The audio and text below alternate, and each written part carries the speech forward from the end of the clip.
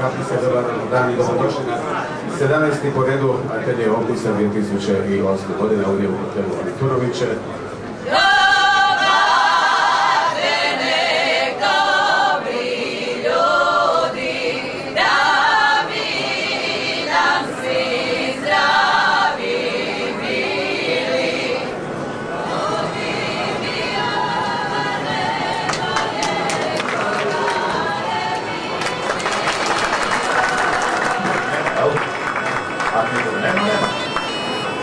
Gospodin Sergio Ražman, restoran Marino, Mohijan, Kremenje.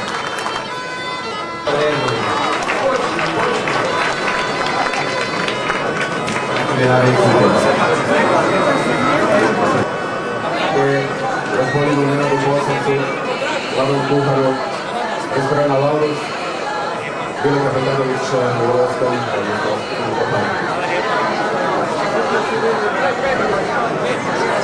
To je kuhar, cijeli mjesec i dobit će evo i ovu skulpturu. Molim se jedan lijepi pljesak Željku, Nevenu, Antonu, Josipu, Franji i Bremecu.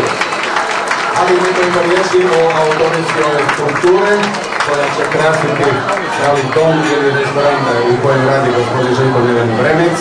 Dakle, gospođa Vesna Tadić, rođena u Zagrebu, završila klasičnu gimnaziju i elektrotehnički fakultet i paralelno je učila u Centru za likovni odgoj kod profesora Nikole Pečka, a skulpture radi liko, ovo je od Gitonka.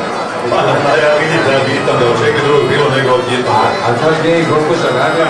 U kuhinji na balkonu Dok peče struje. u Moskvu obalu. I naravno, ovo je godine